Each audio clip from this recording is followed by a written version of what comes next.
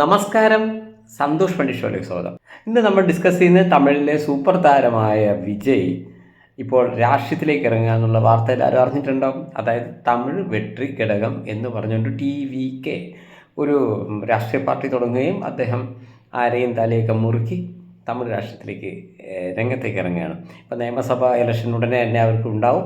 അതിനു മുമ്പായിട്ട് വേണ്ട എല്ലാ ഗ്രൗണ്ട് വർക്കും അദ്ദേഹം ചെയ്തു തുടങ്ങി. ഇതോടനുബന്ധിച്ച് അദ്ദേഹം സിനിമ അഭിനയമൊക്കെ നിർത്തി ഇനി ഒരു ഫുൾ ടൈം പൊളിറ്റീഷ്യൻ ആവാൻ അദ്ദേഹം തീരുമാനിക്കുന്നു. ശരി, അപ്പോൾ നമ്മൾ ഈ വീഡിയോയിൽ നമ്മൾ ഡിസ്കസ് ചെയ്യുന്നത് ഇതിൽ അദ്ദേഹം എത്രമാത്രം വിജയിക്കാൻ സാധ്യതയുണ്ട്. അദ്ദേഹത്തിൻ്റെ മുൻഗാമികളായ ദാറ്റ് ഈസ് MGR സാറായാലും അല്ലെങ്കിൽ ജയലളിത മേഡായാലും അവരെല്ലാം പൊളിറ്റിക്സിൽ വിജയിച്ചവരാണ് സിനിമയിൽ നിന്ന് വന്നിട്ടും. പക്ഷേ അതിനുശേഷം വന്ന കമലഹാസൻജി ഒരു 8 നിലയിൽ പൊട്ടി. അതിനുശേഷം വിശാൽ വളരെ വലിയ പരാജയം. ഇതിനിടയിൽ വന്ന വിജയകാന്ത് സാർ മാത്രമാണ് ഒരു പ്രതിപക്ഷ നേതാവെങ്കിലും ആയി. പക്ഷേ ഇദ്ദേഹത്തിൻ്റെ ഫേറ്റ് എന്തായിരിക്കും? അവരെ പോലെ ആകുമോ, അതല്ല അദ്ദേഹം ഒരു സക്സസ്ഫുൾ ആയിട്ടുള്ള ഒരു മുഖ്യമന്ത്രിയാകുമോ എന്ന വിഷയമാണ് നമ്മൾ ചർച്ചയ്ക്കെടുക്കുന്നത്. ഇവരിൽ നിന്ന് വ്യത്യസ്തമായി നടൻ വിജയ് വളരെ കൃത്യമായ ഗ്രൗണ്ട് വർക്ക് നടത്തിയിട്ടാണ് ഈ പണിക്ക് വന്നതെന്ന് ഞാൻ പറയും. കാരണം അദ്ദേഹം എന്ത് ചെയ്തു വെച്ച് കഴിഞ്ഞാൽ ഈ തൊട്ടു മുമ്പ് നടന്ന തമിഴ്നാട് പഞ്ചായത്ത് ഇലക്ഷനിൽ കുറേ സ്ഥാനാർത്ഥികളെ നിർത്തി. അതായത് ജനങ്ങളോട് പറയുന്നു ഇത് വിജയ് സാറാണ് ഇതിൻ്റെ പുറകിൽ എന്നൊക്കെ പറയുന്നു. ജനങ്ങൾക്ക് മനസ്സിലാവുന്നുണ്ട് വോട്ട് കൊടുക്കുന്നവർക്ക്. പക്ഷെ പുറമേ നോക്കുമ്പോൾ ഒരു പാർട്ടിയില്ല. അങ്ങനെ അവർ തമിഴ്നാട് മുഴുവൻ നിൽക്കുകയും 134 മണ്ഡലങ്ങളിൽ പഞ്ചായത്ത് വാർഡുകളിൽ അവർ ജയിക്കുകയും ചെയ്തു. North point 134. നമ്മുടെ കേരളത്തിലെ മാധ്യമങ്ങൾ ഈ വാർത്ത അധികം ഷെയർ ചെയ്തിട്ടില്ല. അവരറിഞ്ഞോന്ന് എനിക്കറിയില്ല. എനിവേ, ഇത് അദ്ദേഹത്തിൻ്റെ ഒരു സാമ്പിൾ ഡോസ് ആയിരുന്നു. കാരണം അദ്ദേഹം ഇനി സീരിയസ്ലി രാഷ്ട്രീയത്തിലേക്ക് വന്നു കഴിഞ്ഞാൽ എത്രമാത്രം വിജയിക്കാൻ സാധ്യതയുണ്ട് എന്ന് അദ്ദേഹം കാൽക്കുലേറ്റ് ചെയ്താണ്. തമിഴ്നാട്ടിലെ 234 നിയമസഭാ മണ്ഡലങ്ങളിലേക്ക് വരുമ്പോൾ എൻ്റെ ഒരു കാൽക്കുലേഷൻ വെച്ച് ഇദ്ദേഹത്തിന് 10 മുതൽ 20 വരെ സീറ്റ് കിട്ടാം എന്നാണ് ഞാൻ വിചാരിക്കുന്നത്. അദ്ദേഹം DMK ഭരിക്കുന്ന പാർട്ടിയെ കംപ്ലീറ്റ് ആയിട്ട് തകർത്ത് അദ്ദേഹം ഒരു മുഖ്യമന്ത്രി ആവുമെന്ന് തുടക്കം ഞാൻ കരുതുന്നില്ല. അത്യാവശ്യം ഒരു 5 വർഷത്തിന് ശേഷമൊക്കെ സംഭവിക്കാം എന്നാണ് എൻ്റെ ഒരു ഇത്.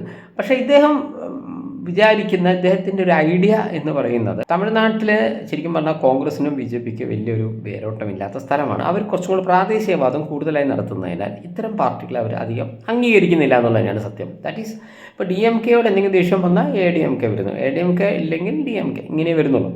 പക്ഷേ ഈയിടെയായിട്ട് ജയലളിത മേഡത്തിൻ്റെ മരണത്തിന് ശേഷം ADMK എന്ന പാർട്ടി വളരെ പുറകോട്ട് പോയി.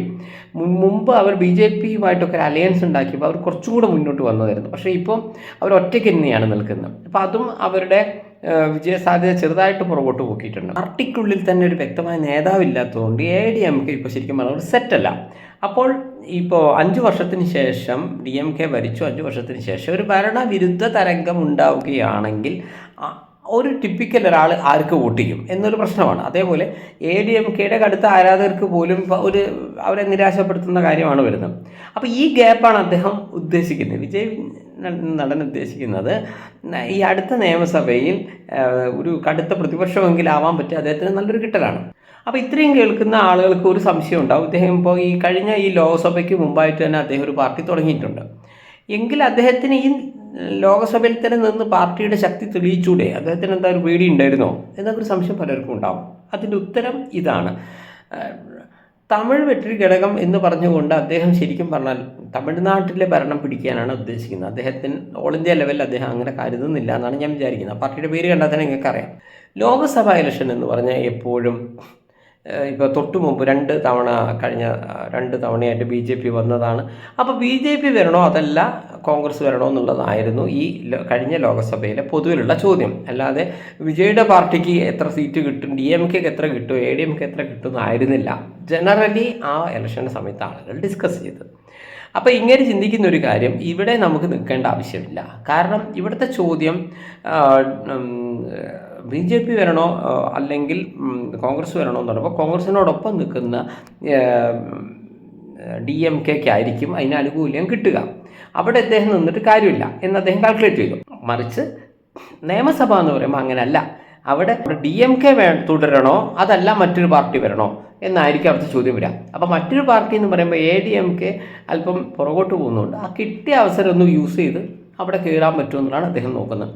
അപ്പോൾ അദ്ദേഹത്തിൻ്റെ ഗ്രൗണ്ട് വർക്ക് നന്നായിരുന്നു. അപ്പോൾ അത് വെച്ചിട്ടും അദ്ദേഹത്തിൻ്റെ ഫാൻസ് ബെൽറ്റെല്ലാം വെച്ചിട്ട് ഞാൻ പറയുന്നു അദ്ദേഹം 10 മുതൽ 20 സീറ്റ് വരെ അദ്ദേഹം തമിഴ്നാട്ടിൽ പിടിക്കും എന്നാണ് എൻ്റെ കാൽക്കുലേഷൻ.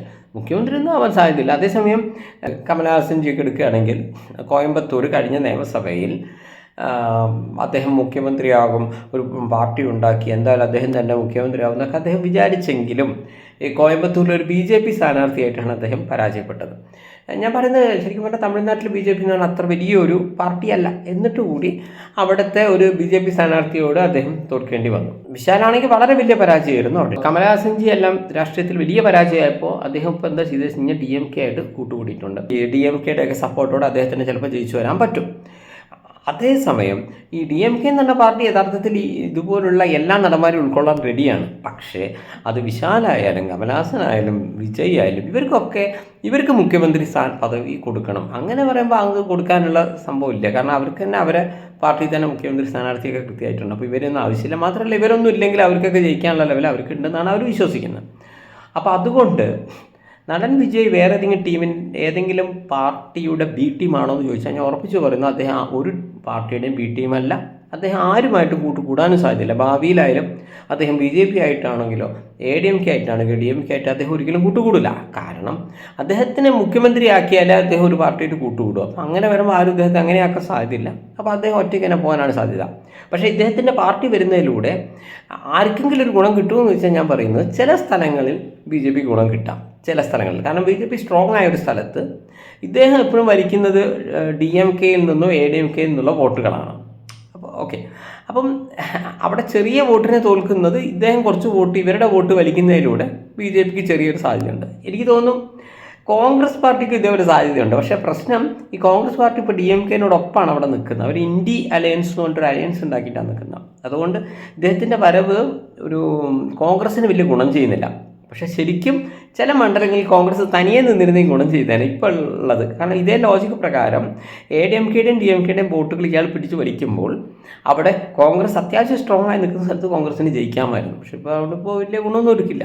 വിജയുടെ പുതിയ പാർട്ടിക്ക് കേരളത്തിൽ എത്രമാത്രം സ്കോപ്പ് ഉണ്ട് ചിന്തിക്കുകയാണെങ്കിൽ ഞാൻ പറയുന്നത് കേരളത്തിലെ സ്കോപ്പൊന്നും അദ്ദേഹം ശ്രദ്ധിക്കുന്നില്ല. അദ്ദേഹം മറ്റുള്ള ഒരു സംസ്ഥാനത്തെയും സ്കോപ്പ് ശ്രദ്ധിക്കുന്നില്ല.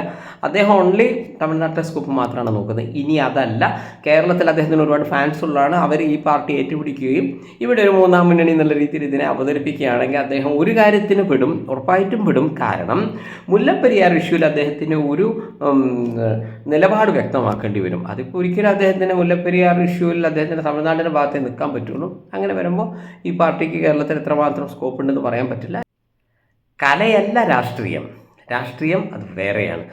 നടൻ വിജയ്ക്ക് ഇതുവരെ അഭിനയമാണ്, ഇനി അങ്ങോട്ട് അനുഭവമാണ്. അദ്ദേഹത്തിൻ്റെ ചില മുൻഗാമികൾ ഞാൻ പറയുന്നു, തെലുങ്കിലെ ചിരഞ്ജീവി സാർ ഇതേപോലെ നല്ലൊരു പാർട്ടിയൊക്കെ തുടങ്ങി. പക്ഷേ വലിയ ക്രൗഡൊക്കെ ആയിരുന്നു ആ പാർട്ടിയുടെ ഓരോ സമ്മേളനങ്ങളിലെ സമയത്ത്. അപ്പോൾ അദ്ദേഹം വിചാരിച്ചു ഇതൊക്കെ വോട്ടാവുമെന്ന്. പക്ഷേ അവിടെയാണ് ഡിഫറൻസ്. ഒരു നടനെന്ന രീതിയിൽ, സൂപ്പർ സ്റ്റാർ എന്ന രീതിയിൽ ഇവരെ കാണാൻ ആളുകൾ ഓടിക്കൂടുമ്പോൾ ഇതൊന്നും വോട്ടാകുന്നില്ല എന്നുള്ള അദ്ദേഹം പിന്നീട് മനസ്സിലാക്കിയതാണ്. അതിനനുസരിച്ചിട്ടുള്ള ഒരു വോട്ട് അദ്ദേഹത്തിന് കിട്ടിയില്ല. ഇപ്പോൾ അദ്ദേഹത്തിൻ്റെ പാർട്ടി എന്ന കൺസെപ്റ്റിൽ നിന്ന് അദ്ദേഹം പുറകോട്ട് പോയി. പിന്നെ രജനീകാന്ത് സാർ ഇതേപോലെ ഒന്ന് സ്വന്തമായിട്ടൊരു പാർട്ടി ഉണ്ടാക്കാനൊക്കെ നോക്കി പല കാര്യങ്ങളും അദ്ദേഹം ഗ്രൗണ്ട് വർക്ക് ചെയ്യാൻ ശ്രമിച്ചെങ്കിലും നടൻ വിജയ് പോലെ ഇത്രയും ബുദ്ധിപൂർവ്വം കാര്യങ്ങൾ അദ്ദേഹം ചെയ്തിട്ടില്ല എന്നുള്ളതാണ് സത്യം. പക്ഷേ അദ്ദേഹത്തിന് പിന്നീട് അതൊരു മനമാറ്റം വന്ന് അദ്ദേഹം ഒഴിവാവുകയാണ് ചെയ്തത്. ഞാൻ പറയുന്നു, ഇതുവരെ സൂപ്പർ സ്റ്റാർ വിജയ്ക്ക് അഭിനയമാണ്, ഇനി അങ്ങോട്ട് അനുഭവമാണ്. അദ്ദേഹത്തിന് എല്ലാവിധ ആശംസയും നേരുന്നു.